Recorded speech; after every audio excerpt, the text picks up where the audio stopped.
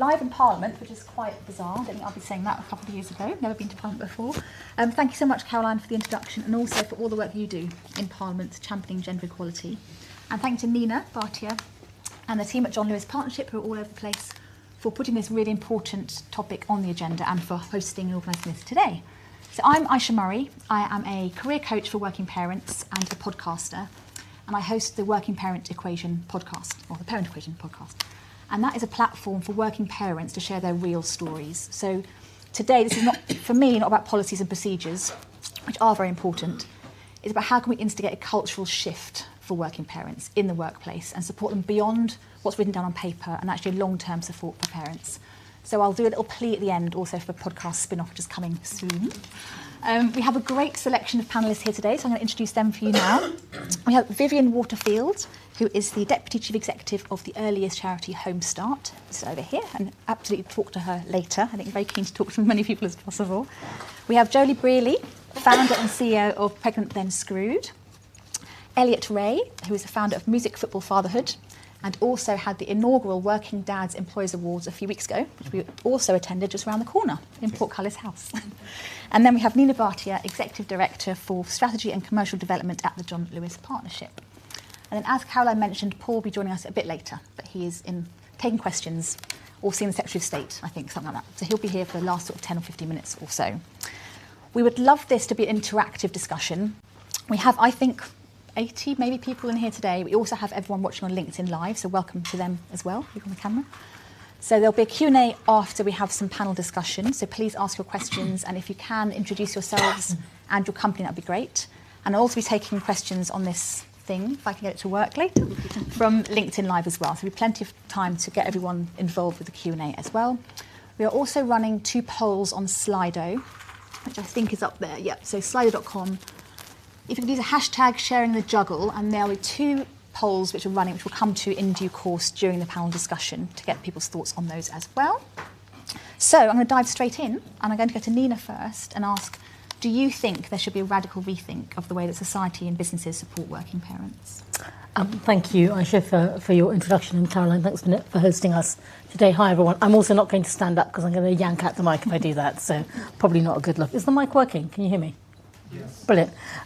So yes, I do think we need a radical rethink for how we collectively support parents, and I should say carers in the round. Sorry, Caroline, picking up on your point.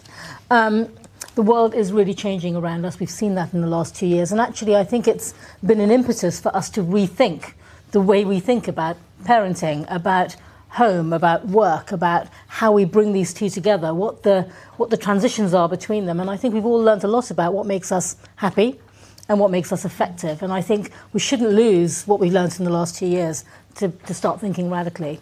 As many of you will know, John Lewis is, I guess, the ultimate social enterprise. I mean, we are I like to think of us as the ultimate purpose-driven business, and we're the largest and I think most well-known co-owned employee-owned business in the country, and I would like to say the world. I'm very proud of that. But one of the things that sits at the heart of what we are and what we do is our purpose, which is to work in partnership for a happier world. I pause there because, happier world is really, really important, and it's a driving force for us. And one of the things that drives us to do is to listen really carefully to what our partners and our communities and our customers tell us. And one of the things we've heard really loud and clear in the last year is that parents, and I'm being non-gender about this, parents need help. And they actually did not find even our enhanced shared parental leave provision adequate to the challenges of being a parent. And so we became the first retailer in the UK to introduce an equal parental leave provision. That is radical, and it is meaningful because it enables people, like those you see on the screen, we've got some of them here in the room, to do something which is quite basic, which is to spend time with their children when they're born, and to not take time away from the other parent, which I think is a feature of shared parental leave, which accounts for why it's the take-up is not as high as we would like it to be. So I think policies like equal parental leave are really important. They're part of a more radical solution.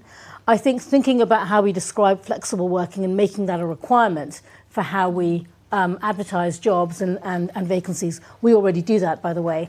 And what we've seen is that it leads to an increase in the number of applicants you get from people who wouldn't ordinarily apply, because they see in the job description something that appeals to them. So again, might not feel that radical, but it's having an impact. Of course, we talk about partners. I like to think that the radicalism that I'm talking about goes out into the community. We're incredibly proud of the work we're doing with Home Start and with Fair Share to support families in their homes with the kind of low judgment, I like to call it, and as I've observed it, low judgment support for people in the community, bringing together all the resources that are available. Again, that may not sound like a radical thought, but I think many people just don't know what's available to them. And I think we've got to work much more collaboratively to make sure that everything that is available is made available and people have access to it. So I'll probably stop there, but yes, short answer, radical rethink. And I would say, by the way, I mean, I started being a parent about 20 years ago, and the conversation has changed since then. I mean, we're actually having a conversation about both parents for a start, not just one parent. And we're getting the issue out of the kind of ghetto of women's issues, which I think it's been in for so long. So my husband is a big proponent of this. He keeps saying, nobody ever asked me how I was coping. But it's true, nobody ever asked him. And now we're having that conversation in the round. So, yeah, time for radical change. Thank you. And to your point about equal parental leave, through my coaching, I have a lot of conversations with working fathers as well. And a lot of them have said to me that when they've been sort of standard paternity leave, if you like, they felt like they're taking away the maternity leave from the woman. And that's not, they don't want that. They want equal opportunity, not feel like they're sort of taking the time away from the mother. But I think the equal parental leave gives you that I suppose, that basis to do that properly. Yeah, it was a big insight for us. Thank you, Nina. Vivi, what are your thoughts on the radical rethink? Yeah, well, yes, I agree. I think we do need a radical rethink. I think that we all know it takes a village to raise a child, don't we? But I don't think anyone would want to think of a parent being alone and struggling on their own in the most critical job that many of us will do in our lives, which is raising our children. And it's great to hear what Nina says about collaboration, because I think that is very much the way forward, both in terms of the support we give parents through employment law and our policies and practices as employers, but also in their day-to-day lives, at home and in the community. And what Home Start, I think, can bring to this is the drive and the energy and the commitment to work with partners to provide that really crucial wraparound support to families in their day-to-day lives on an ongoing long-term basis if they need that, and to connect them into the communities in which they work, in which they live and in which they socialise. And our volunteer network, and Home Start, for those of you who don't know, has a network of about 10,000 volunteers, incredible people supporting families on a day-to-day basis in their lives. And actually, quite a few of them here today in the room. So if you have time at the end of this session, please do go and have a chat, because you'll be able to talk to our volunteers about the work that they do. But what we know is that we as a nation, we spend billions on intervening when crises happen. And not only huge amounts of investment go into that, but also great time and resource and a lot of thinking goes into that. And I think what we need to is shift that paradigm. We need to think about the importance of getting in early, being there when parents are just starting to struggle, are just finding things a bit overwhelming, are feeling lonely and isolated. And goodness, we know that during COVID that's been a particular issue for new parents who brought babies home, often had to give birth on their own without friends and family and support around them, brought babies home on their own without their family being able to visit, without being able to link into things like the mums and toddlers groups, the dads groups, all those local community services which provide that crucial safety net for families in those crucial early years. And so we know that parents have had a difficult time. We know that has had, unfortunately, an impact on their children and their development. And we also know that there's for those already feeling the strain, some of the financial pressures that families are now feeling are going to make life yet more difficult. So what I would like to see is more of this joined-up working between government and credit to the government here in England for investment in the family hubs development. I think that's a really important initiative. And enormous credit to companies like John Lewis Partnership for recognising this and coming to work with organisations like Home Start to combine our resources, combine our efforts. We've been now working with John Lewis Partnership for about 2 years now, and our latest initiative, the Happy Healthy Home programme, and feel really proud of. And some of our volunteers here today have been through the training. What we're doing is we're providing resources, information, and support to volunteers to work with families when they're looking for practical help with things like healthy eating, with sleep. And thank you again also to our partners here in the room from the Sleep Charity and Lullaby Trust who've helped develop some of those materials. And we have more to come later in the year around financial support as well.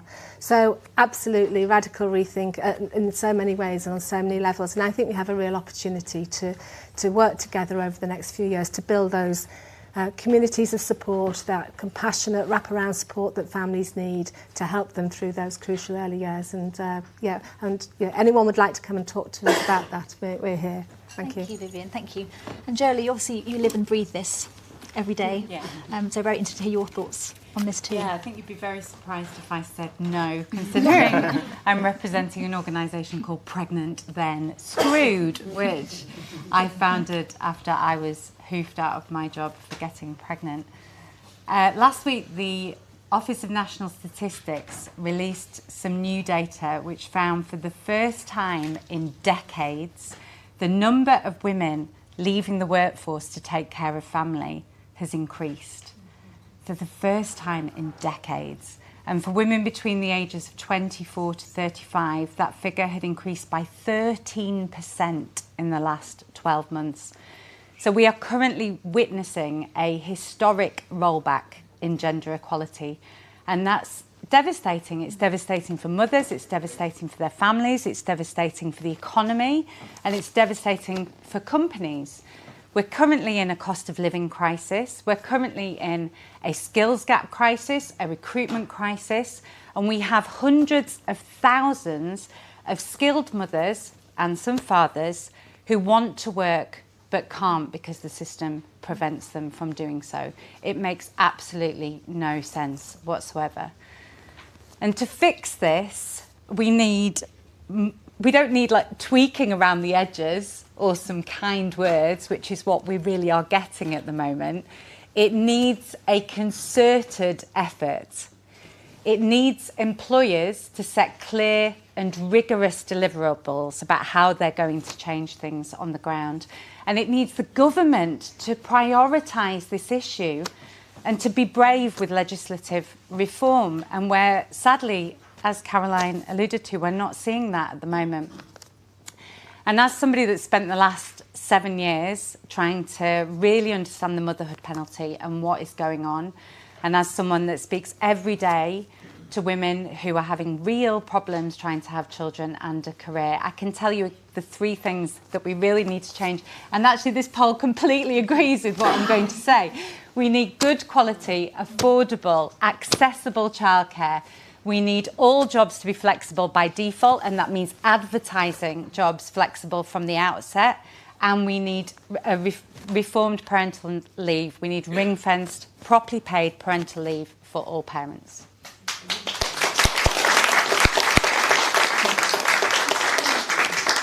Thank you, Jolie. Elliot. Thank you. Thanks everyone. It's lovely to squeeze this tiny room. I was sweating earlier, so I won't need to go to my spin class tonight. But it's lovely to be here. Thank you for inviting me, John Lewis. And I think that's a rhetorical question. I'm sure you're here because you agree that the answer is yes, we do need a radical reform. As Joe already said, we have extortionate childcare costs. I speak to a lot of dads every day. That just perpetuates the gender norms around parenting. We have a lot of jobs that aren't flexible by default. Again, that means a lot of parents can't juggle properly and are very stressed out, and it contributes to mental health. A lot of parents can't access proper mental health support. 1 in 5 mums will experience PND, postnatal depression, in the first 6 months. 1 in 10 dads. This is a crisis, as Jodie says. We need to do something about this. A lot of my work is around supporting dads. We work a lot around fatherhood and how we encourage and support dads to be active in the home. We know it's important to workplace equality, it's important to mental health support, importantly for our children and the outcomes for them in their future years. Paternal involvement in their early years is so important to their development. But we're at a stage now where there is so much that we need to fix. And we need to fix it through an individual level for all of us, questioning our biases and our behaviours and our actions, from an NHS perspective, from a government perspective, and a employer's perspective as well. So the work we do in Music Football Fatherhood is largely around bringing dads together. We have lots of conversations around gender-based parenting, around issues like loss, around support, around work, and we try to nurture a safe space to have those conversations. And I know there's so many dads now that are thinking differently and want to do things differently to how they were parented by their parents, but definitely by their grandparents as well. We do a lot of work with NHS, working with Trust to look at how they can engage dads from the very beginning. That early paternal engagement is so important. From when you're an expectant dad, thinking about what kind of dad you want to be, what kind of relationship you want to have with your child. So helping the NHS to do that better. How do you engage dads through the maternity process? We work with a lot of employers, and John Lewis are wonderful. There's others as well. We celebrated the Working Dads Employer Awards a couple of weeks ago, just across the road there. Celebrating employers that are actually being proactive to support working dads, paternity leave, flexible working, leadership and culture, support for return to work. That's really, really important. But all that work that I'm doing, that Jodie's doing, that everyone's here is doing, will not be effective if we don't have fundamental government change. We need change in legislation, change in policy. We need to learn from countries that are doing it a lot better than us. We need paternity leave that is longer than the 2 weeks. I'm going for 3 months maybe. 6 months would be great, but I think a 2 to 3 month paid paternity leave is great. The concept of sharing just doesn't work. We know enhanced shared parental leave is okay, but the concept of sharing or taking away from your partner, it just doesn't work. I speak to so many dads that are not willing to do that, not capable of doing that. And we need ring-fence paid paternity leave. And I think when we look at these solutions as well, it's really key to think about intersectionality and how we can help the people that need it the most. It might be single parents, parents of children with disabled children, Black and Asian ethnic parents who have other inequalities to deal with as well. There's lots of people who are privileged, who need help, but lots of people that we don't see, that probably aren't in this room, that aren't part of the conversation that we need to really engage and help with as a priority as well. And this is real life stuff. You know, we talk to so many dads on a daily basis who want to be more involved. They want to build better relationships with their children. They want to support their partner. They want the joys of a career, but also the joys of being a fully involved and active parent as well. I was doing an event a couple of months ago, and there was an older dad, who said that he wished this conversation was taking place 20 years ago. Because when he was younger, he missed out on his children's life. And now they're adults, and there's a gap, and there's distance between them. And that's just one example of the very real-life effect that this work can have. So there's so much to do, but it's great they're all together, thinking the same. And together, I think we can make some change in that as well. Thank you. And Elliot, do you think these conversations are actually being heard? So you're having tons of conversations, as am I, as of everybody around this panel. But do you think the conversations are actually being heard where they need to be heard? So I think yes and no. I think there's so much work to do to just engage communities, to partner with other organisations, to reach people on the ground who maybe don't think about this on a day-to-day basis. They're experiencing it, but they're not part of the conversation. So I think that needs to be done. I think from an employer's perspective, I'm really happy to see an increasing trend of more employers recognising the value from a business perspective, but definitely more employers need to be engaged. And at a government level, 100%, we need to have more engagement, bills, etc., to go through that process. Yeah, cool, thank you. Thank you. And then back to Caroline, if we may, for your final thoughts on this radical rethink question. Yeah, and I don't think there's any question about it. As we've heard, it's a rhetorical question. Yes, it has to be radical rethink. One of the challenges that I face as a select committee chair is making sure that this stays on the political agenda, making sure that, and I think it is only tomorrow, I've got the Minister for Early Years in front of my select committee where we're actually, interestingly, specifically talking about men's mental health. And I think that's a huge part of it, is recognising, exactly as we've heard, that the concept of shared parental leave can actually put more strain on parents, and no partner wanting to take time away from the mother's parental leave. So look, I think it's really challenging. I think that the Prime Minister, interestingly, I can't imagine why, has a renewed interest in childcare. And that gives me hope. It really does. Because actually, as politicians, and people often forget this and they think that we're automatons, we are humans too. The vast majority of us have lived through those struggles, have made difficult choices about whether we're going to sacrifice our own relationship with our children to pursue a career in this place. And so I think it does help that the PM has that daily reminder of the importance of getting the childcare challenge right. What we haven't yet seen is that formed into any concrete policies that I think are the shift we need.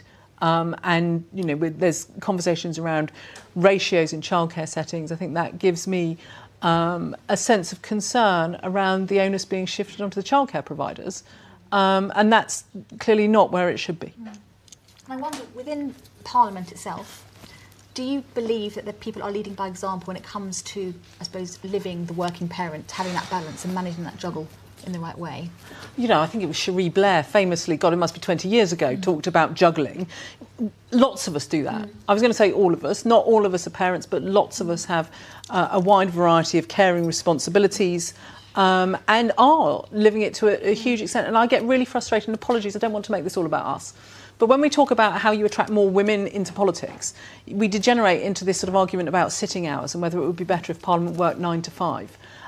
Completely forgetting that not every MP lives in London, and many of us, and my daughter was 11 when I was first elected and was happily installed in Hampshire. Did I want to bring her to London so I could work a 9 to 5 day? No, of course I didn't. I wanted her to be, to stay in the same school. And so there are all sorts of compromises and difficult choices that we make. But I think we've seen real progress over the last, in just in the 12 years I've been here. Many more women, many more parents, and many more male MPs embracing the idea that, they are going to take a bit of parental leave, and they are going to try and make an effort to be there for their partners when they're bringing up children. But, none of us are perfect. None of us get it right.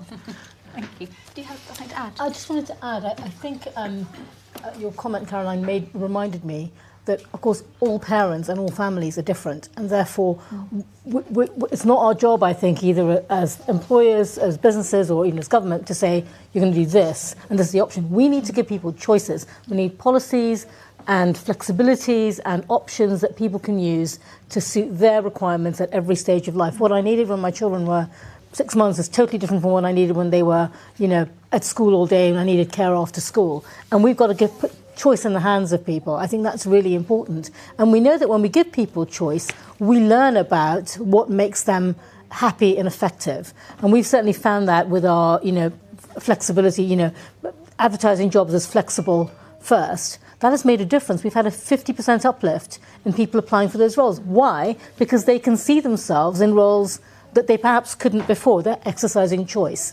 I do think choice and agency are so important in this whole terrain. Thank you. So we're going to go to the audience now, and I'm going to try and make John Lewis person might have to help me get this back online. But we've certainly got people here with plenty of questions. So we've got a couple of microphones I think are going to go round. So anyone has a question for the panel, we can start with that. Yes, thank you. Well, thanks very much. So Claire McCartney, CIPD. I just wanted to get the panel's view on what needs to change when it comes to the rising costs of childcare. You've alluded to already, rising costs of living. Fewer mothers returning to work. What needs to change? And there is a substantial gap there in kind of the 0 to 3-year-olds range.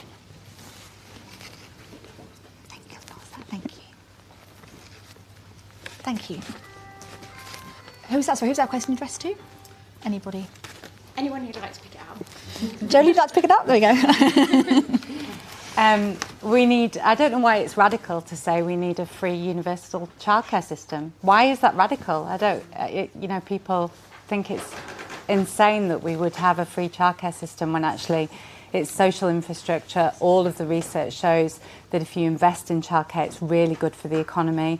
If you look at what's just happened in Canada, they've invested $30 billion in their childcare sector to create a childcare system that's $10 a day. And they've done that not out of the goodness of their hearts. They've done it because they crunch the numbers and they realise that for every dollar you invest in childcare, you get $1.50 to $2.80 back into the economy. It's good for the economy. They call it a hat trick of jobs and growth. Why are we not investing in our childcare system? Why are we cutting corners and forcing? We did a survey in March with 26,000 parents, and 2/3 said they pay the same or more for their childcare as they do their rent or their mortgage, resulting in 1 in 4 foregoing heating and fuel or meals in order to pay for their childcare. And almost half of working mums said they were considering leaving their jobs because they couldn't afford childcare. So all of the non-financial solutions that the government are putting forward at the moment are a terrible rubbish sticking plaster that is only actually ultimately going to make things worse. It's going to make our childcare sector low quality. And that means that more mothers will not want to use the system at all. We need to invest in it as the only way we solve the problem. Thank you, Jolie. Any more questions from audience? Thank you. Hey, so one thing I've observed as a HR practitioner about the current flexible working setup is any flexibility you do have, is still seen, I think, as a privilege.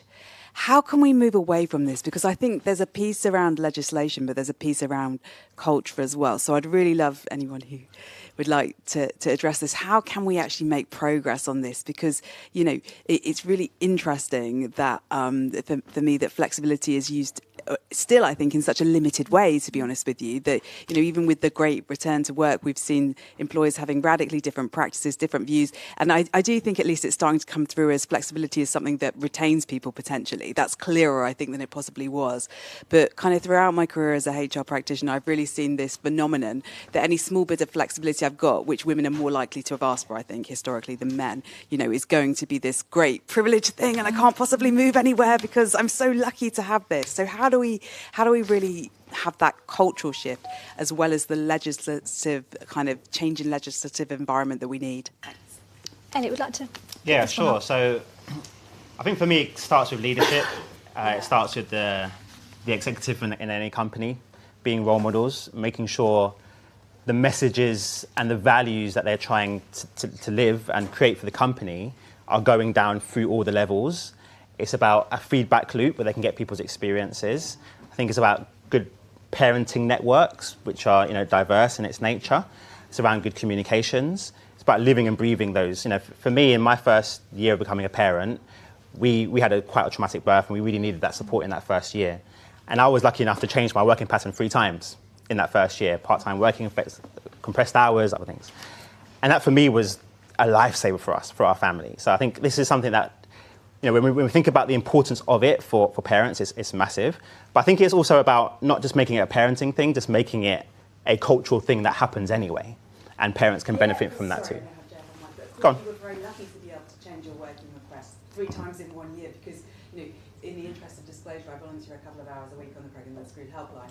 And the amount of times somebody says, oh, but I've been told I can't do it because it was less than a year since my previous flexible working request, and it's just so limited. It is, but yeah. I don't think that the law is telling you they can only consider it once a year. I think it's meant to be saying, they don't want people doing it every 2 weeks. But even these small things, can be really big practical. Yeah, and this is why I think it comes down to the leadership of the company. Yeah. A company can set their own rules around flexible working, absolutely. regardless of what the legislation says.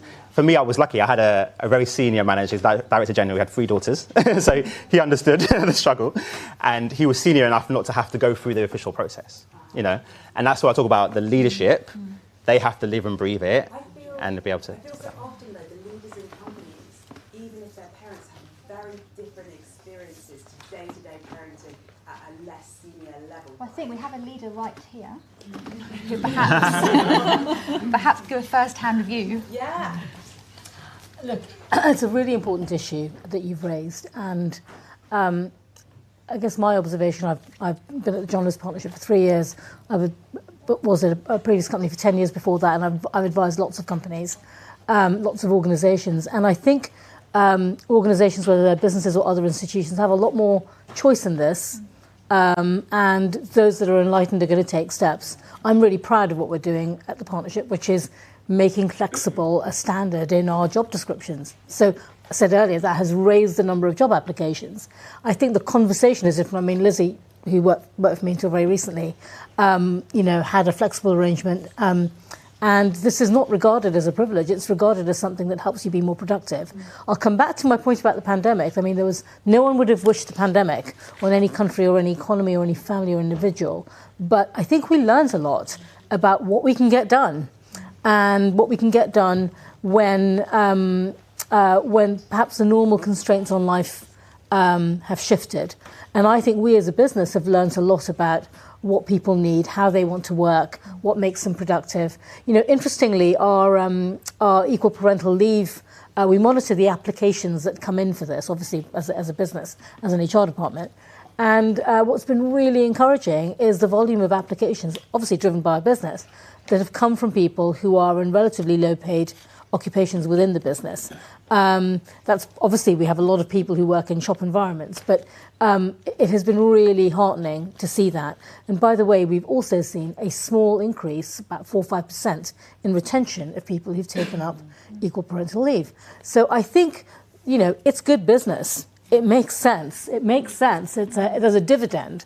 But I think we have to let people experiment and learn from what they're doing, because the answers are in front of us. Yeah, thank you. I'd just like to take this opportunity to welcome Paul Scully MP, who's joined us. Hi, Paul. So Paul is the Minister for Small Business, Consumer and Labour Markets. So we're obviously in the Q&A, so we'll, I'm sure... Absolutely. I've been working flexibly, so forgive me for being late. Thank you, Paul. I've got a question online, which I think actually might be a good one for Vivian to answer. This is from Rachel Raffaelli, and she says, returning to work after maternity leave can be very difficult, often feeling like you have to start your career all over again, usually on part-time hours. What can we do to ensure families are supported on their return, not feeling like they can't progress and or earn more money?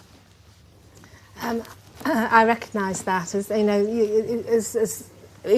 going back quite a few years now, that you know you've been off, you've had maternity leave or paternity leave. The thought of re-entering the kind of jobs market, I think it's really quite daunting for someone who's stepped out of it for a little while potentially.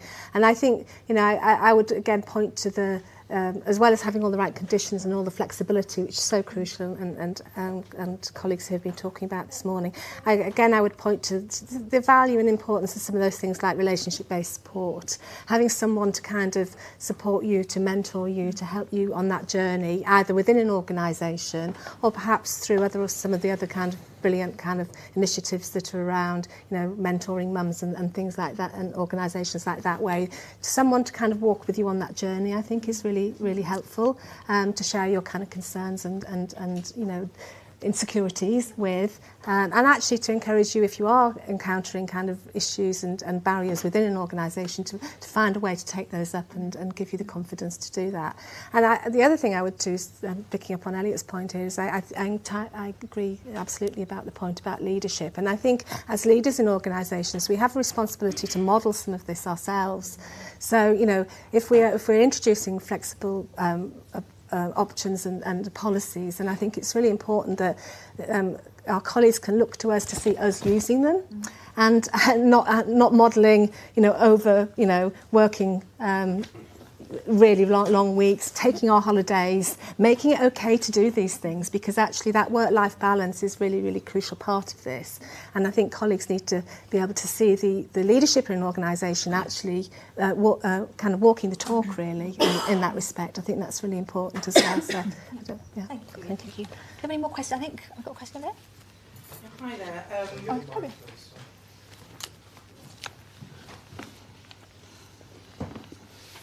Thank you very much. My name's Agnes, and I'm the founder of the Glow Mum Award, which is an award that celebrates the achievements of mums on social media. And so, you know, through that award, which I've been running for 4 years, I speak to a lot of mums. We kind of see it as a community for digital peer support. It's Instagram and social media. I've met Joelle and quite a few different people in the room there, but it is digital peer support. And a lot of the conversations that we're having here, even just by being here, it is a privilege for us to be able to be here. And what I mean by that is, you know, a lot of us are maybe office-based, or we're working at John Lewis. I just have to plug that in there. And so, you know, being here and actually having that flexibility to be able to participate in these kind of conversations, that is a luxury. But there's a lot of parents, you know, both mothers and fathers, who are in low-paid, low-skilled roles with contracts that are not permanent contracts, and they're not a part of this conversation. And so I'm looking at our ministry at the right time there. You know, what can be put in place for those type of families? You know, we're looking at, you know, nurses who may not be open to, you know, may not have the opportunity to have flexible working. Myself, you know, I work within the NHS, and I know there's a lot of staff that actually, they're midwives, but they actually have to make a choice about whether they can have a family. equally, teachers themselves are teaching our children. I'm a mum, I've got 3 kids. They're teaching our children, but they actually have to make a choice about whether they can have kids because the setup is not flexible. So I just want to kind of look at how are we ensuring that it's not people that just have the luxury to maybe, you know, work from a computer screen and be able to have that flexibility and be able to participate in these conversations. How are we ensuring that if we are going to build a society where flexible working is centred or remote working or whatever that may look like for individuals, how are we ensuring that's actually a cultural shift within how we work within the UK? And that means that everybody, irrespective of your socioeconomic status, irrespective of the type of work that you do, gets to benefit from this. Thank you. Paul, would you like to? Yeah, thank you very much for that. And by the way, thank you for arranging this. I've got a friend of mine that works for John Lewis. He's watching it now. He took me aside at our street party and said, you know, I understand you're on. It's all being streamed, so your internal comms getting around John Lewis is absolutely there on spot. But in terms of, I know we're talking a lot about maternity and parental leave, but you're absolutely right to focus on flexible working on a wider level, because flexible working isn't just working from home. It's not just what we've had in the last 2.5 years, just everyone being on Zoom and Teams and these kind of things, which is easier, as you rightly say, if you're doing it in front of a computer screen anyway. But it is about job share, it's about flexi time, it's about annualised hours, compressed hours, early retirement and these kind of phased retirement. So there's plenty more to flexible working than just the hybrid working.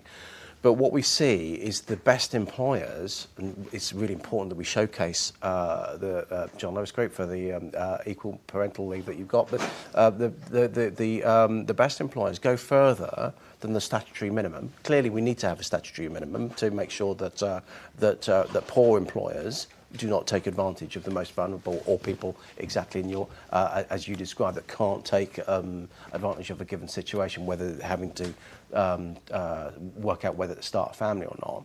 But the best employers actually go way wider than that. They have life event leave, so it's all task focused rather than actually, are you sitting at your desk, are you walking around a ward at a particular given time? What flexibility can we give you to make sure that things you need to be doing on a day-to-day or week-to-week basis are done, but in a way that allows you to have your life event. It's not just about maternity or paternity. It can be about carers leave. It can be about neonatal leave. It can be about a life condition that you've got at the time.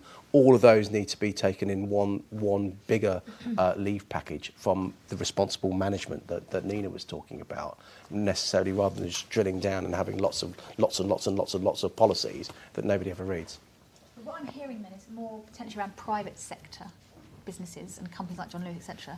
But I think maybe the question was more about public sector. Well, I think it's essentially about people on their feet, really, isn't it? As you're saying, about nursing, teaching, these kind of things that which equally happens in retail, because you can't be serving a customer in the middle of Waitrose if you're working from home. I mean, it's just physically impossible, isn't it? So we do need to bring that kind of thinking into the public sector on a far wider basis. We tend to lead from the front, certainly in Bays and other departments from the civil service. But yes, you're absolutely right. We do need to spread this through government as well and the public sector, no doubt about it. Can I come in on that? Yeah, sure. The problem with flexible working is that people think of home working, and obviously there are lots of other types of flexible working. And what we've seen since the pandemic is actually requests for other types of flexible working have been rejected at a much higher rate. People are allowed to work from home, and employers think, yeah, I've done my job, you're allowed to work from home, so you're not allowed to work part-time, you're not allowed to work concentrated hours, all the things that actually lots of parents really need. But Agnes, what you're talking about as well are people that work in precarious work and low-paid work. And at the moment, we've got a system where you have a right to ask, but it doesn't mean you have a right to get flexible working. And if you're in precarious work, you're too scared to ask for it, because we know from research that you will be discriminated against. You perhaps lose your job, you'll get demoted, you won't get promoted. And so what we really need is to switch that on its head. If we really want to support every type of worker and to make our economy and our workplaces truly flexible, which we know is good for the economy, we know is good for productivity, then we need to advertise all jobs as flexible from the outset. And that changes the culture entirely. And we need affordable childcare so that people can actually afford to go to work, because if you're in low-paid work, you can't afford childcare, let me tell you. Thank several questions online about childcare, obviously, and one of the questions I had, which I think we were talking earlier, is that it's all very well, the stats you shared with more mothers leaving work to go and care for their children, which then presumably the private nurseries then put their prices up because they've got a decline in take-up themselves. And you have this sort of vicious cycle of spiralling childcare costs. So quite a few questions we've had online now are about, for example, Emma Roberts says, my nursery fees are more than my rent. It's absolutely not sustainable. So where are we up to with childcare fee reform? So that's a massive question. But yeah, I mean, it is a big question. But during the pandemic, obviously, lots of people were taking their kids out of childcare because they were either furloughed or they were worried about their child contracting COVID. And government funding stayed at pre-pandemic levels until December 2021 when it reduced to occupancy levels, which meant a big loss to many nurseries and childminders. And that's why we lost 3,000 childcare providers, almost 3,000 childcare providers in the first half of 2021. And of course, nurseries are really trying to make up that difference. They've got to survive, they've got to stay open. We also know from Freedom of Information request that the 30 hours free scheme is enormously underfunded by approximately £3 per child per hour. So again, nurseries are desperately trying to make up that shortfall by charging more money to 2-year-olds and 1-year-olds. And so again, that massively inflates the cost to parents. Nobody's benefiting from this because childcare workers are paid an absolute pittance to do the most important job in the world. And they're leaving in their droves and they're excruciatingly stressed because it's such an intense, highly pressured job. So there is currently no solution to this besides looking at ratios, which really, neither childcare providers, childcare workers or parents want from our research. And as Caroline said in her statement, why are we putting this back on childcare workers? Why are we not making a system that works for everybody? Thank you. Can we just share these Slido poll results for the paternity leave polls running? Because I'd quite like to get Paul's views on the results before he has to leave us. Okay, so what should the minimum length of paternity leave be? Fairly unanimous decision there on 3 months. Paul, what are your thoughts on the results of that? And any further thoughts you actually have generally? Yeah, well, I mean, specifically on that, I mean, we are, seeing what more we can do to get the shared paternity leave take up, which is woefully low at the moment. We're doing a review on it. We want to make sure it's taken up. I talked a little bit about the, going beyond the minimum, and as I say, John Lewis Group have a great scheme in the equal parental leave scheme that they run. But we want to make sure that's mainstreamed. We also want to make sure that that people understand their rights. So we've got a new online tool as we are reviewing the situation. We've also got the online tool there so that people can understand exactly what is available to them. But just in answer to the thing about childcare as well, that's clearly a massive barrier to people. What we want to do is keep people in work. What is the point as an employer of taking people on, training them up, spending the time, the money, the resource, the capacity on getting these people upskilled, and then just losing them somewhere down the line because of a life event, or because they just feel, I can't get on within this company, this organisation. I'll go to one that does. So we want to make sure that we can showcase the best as well as bring up that statutory minimum. But we also will continue to work over the next year on employment measures, on the flexible working that I described. But Will Quince, the Children's Minister, is fervently reviewing childcare because we totally acknowledge that we've got the most expensive childcare in most of the developed economies.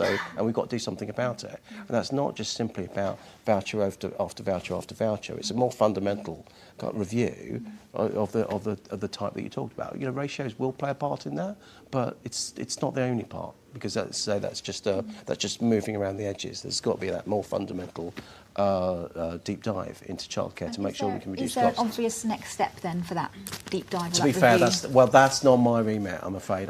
Much as I've got a ridiculously wide job title, tackling childcare it isn't one. But I speak to Will on a regular basis. I know he is properly exercised about it. And from my point of view, with you guys as stakeholders and the businesses with my small business hat on, my Minister for Small Business hat on, and my hat as Minister for Labour Market, so i.e. the workers, making sure we get the workers' rights.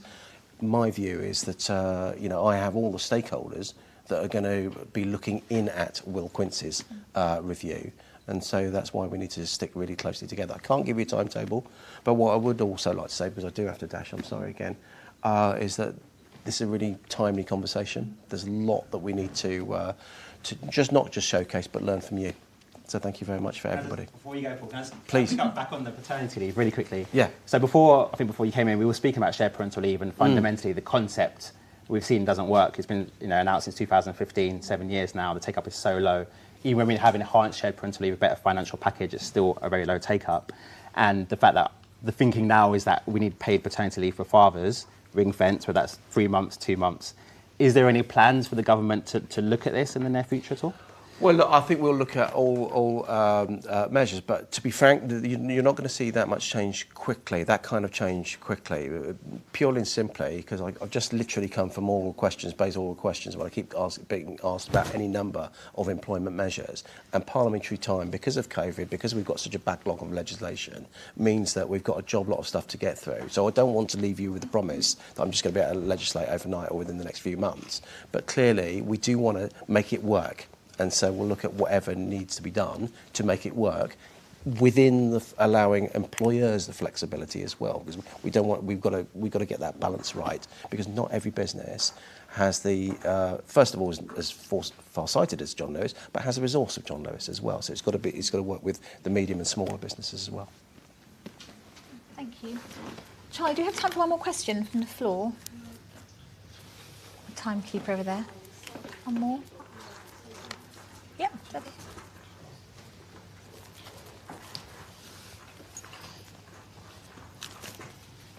Thank you. I'll make it very, very quick. My name is Sarah Rogers and my background is an educationalist, so I work with nursery workers, I train nursery teachers, and I'm volunteering for Home Starts. That's why I'm here today.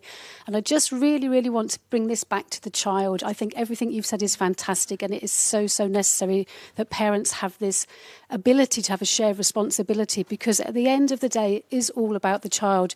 And you've spoken about the economic benefits to being able to return to work, to not losing work, but the economic benefits to that child, and it is not an indulgence for a child to have happy, effective parents. Childhood can't wait. That's what Home Start believes. So I'd like to bring this, and my question is to the panel, do you think in all of this conversation there is enough emphasis on the benefits to the children and the rights of the child to have a happy childhood? So that's a quick question. Caroline, I don't know if you want to pick that one up. God, I'm going to lapse into something that I did several years ago. I was a minister in the DWP back in 2016, and I can remember having the emphasis made to me then repeatedly that outcomes are better for children when their parents are in employment. Yes. Much better. And what we have to do, and not royal, what he has to do, and it's really obvious, and I'm really disappointed that Paul and his Bayes ministers didn't work harder to make sure there was an employment bill brought forward that could have implemented some of the measures that we really want to see. But that's not news to anyone, and that isn't news to Paul, and he's smiling nicely because he knew I was going to say that. But, it absolutely has to be child-centred. That's why we see the brilliant work of Home Start, putting children first. It's why the government, put in place first 23 hours per week for children and 33 hours. Look, I think we need to go further. We need to make sure that childcare settings are the highest quality. We know that children's outcomes, particularly the most deprived children's outcomes, will be better when they are in good quality childcare settings. Jolie made a great point about investment in childcare reaps you 1.5 times that investment back. And so it's about making sure that the government does bring forward legislation, does work with employers to make sure that we showcase and champion those brilliant employers like John Lewis who are doing the right thing, and many others across the country, but also work closely with small business so that they recognise that those benefits that can accrue to their companies. I think it is about society realising it is about the child, and they're citizens, so everything is an investment, isn't it? Yeah, absolutely. Level, but just keeping the child's voice at the centre of all we do, I think will inform us down the right path. Can I just say, first of all, I totally agree with you about being child-centred, about it's all about the child. In terms of the employment bill, I used to run small businesses before I was elected. I believe in outcomes, not outputs. I don't really care how something is legislated for, as long as it is legislated at the end of the day. So we will, an employment bill would have been far neater and tied up with a bow to be able to get this done in parliamentary legislation. But there are commitments that we've made as a government. We both stood on that manifesto commitment, neonatal care, unpaid carers leave, and these kind of things as well, making flexible work, the request for a flexible work a day one option, all of these kind of things that we stood on that platform. I will make sure that we get this through, but it won't be done under that one, as I say, convenient vehicle of an employment bill. Thank you. How much time have we got? I know we're overrunning. I'm supposed to be keeping us to time.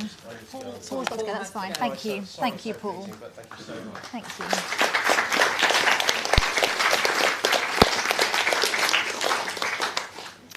I wonder whether we can share the other poll from Slido about the key priorities for working parents, and then maybe get a couple of comments from the panel to wrap up, unless someone drags us off stage, which I'm hoping won't happen. I don't know. If someone might kick us out, it's fine, Caroline, it's fine. So, obviously, childcare costs come up top. I think we've probably talked about that enough for today, because we haven't got much time. So, reform of parental leave and flexible working being the two then subsequent sort of top priorities for supporting families. I don't know, maybe if Vivian wants to give a quick thought about your thoughts on that poll. Parental mental health is in there, and I think, you've got to acknowledge that if you're really struggling as a parent, if you're struggling with costs, financial worries, anxiety and feeling overwhelmed, that is, as Sarah says, it has a huge impact on the children. And we do need to do more to make sure that, children do well when families do well, when their parents do well. And we do need to think about a whole family approach to this, to putting the child and the parents together at the centre of our policies. And I think there are some real challenges around access to mental health services at the moment, which I think we need to address, and we need to be thinking about the challenges and the additional anxiety that parents are facing with financial worries, particularly with the cost of living crisis. So I was actually surprised to see they're not higher up the poll there, but it might be how we ask the question. But I think for us, the insights that we have at Home Start, when we work with 26,000 families every year, we're seeing worries around mental health and cost of living really, really, really high at the moment. Yeah. And maybe in the interest of time, if I go back down the panel with a very quick 10-second key take, no pressure, totally, key 10-second takeaway from today, and I'll go up the panel. Good quality, affordable, accessible childcare. We'll say that over and over again. A universal childcare system that is free to the user and is really good quality will change the world. Thank you. Vivian? Well, I can't disagree with that, but I can build on it perhaps to say, a concerted effort across the sectors, the public sector, the private sector and the voluntary sector, to work together to provide that practical support for parents when they are really, really struggling. And to do that, that requires urgent action. And I think it requires long-term sustained investment and commitment. Just 10 seconds. So I think sometimes we look at these big problems and they are massive problems, but also everyone in this room will have power to change, whether that is by writing to an MP, whether that's doing some stuff in your workplace, whether it's in your local communities, your local families. I'm a big believer in the power that we all have as individuals.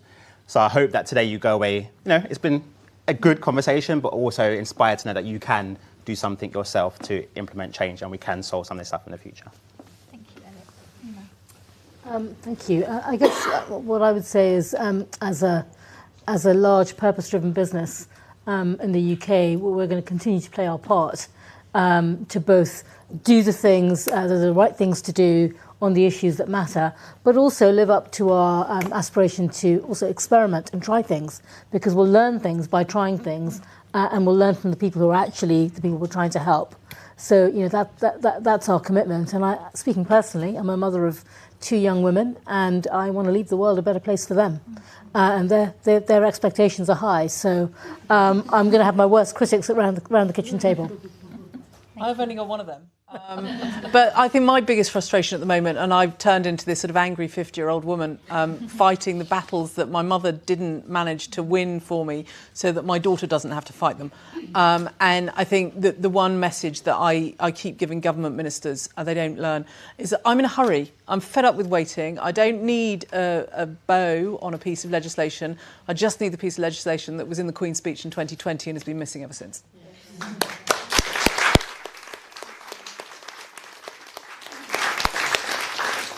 So I just wanted to say thank you so much, everyone, for being here. Thank you for your questions from LinkedIn and from in the room. And I suppose my personal plea kind of echoes what Elliot just said, actually, is that this conversation needs to carry on happening, not behind closed doors. And that's between friends, families, parents, carers, employers, not just on a sort of corporate level, but sort of on the ground. And to that end, I'm creating a spin-off of my podcast, The Parent Equation, to ask employers and working parent leads especially, which there are a couple here, I know very well, to come forward and share their stories, actual initiatives that are working. So proven case studies, proven data that shows employers really are just putting their money where their mouth is. So if there's anyone listening or anyone in the room who would like to be part of that, then please find me on LinkedIn or find me later on, because I really want to, again, raise that conversation and let it be heard. So thank you so much for everybody. And thank you to the panel as well. Thank you.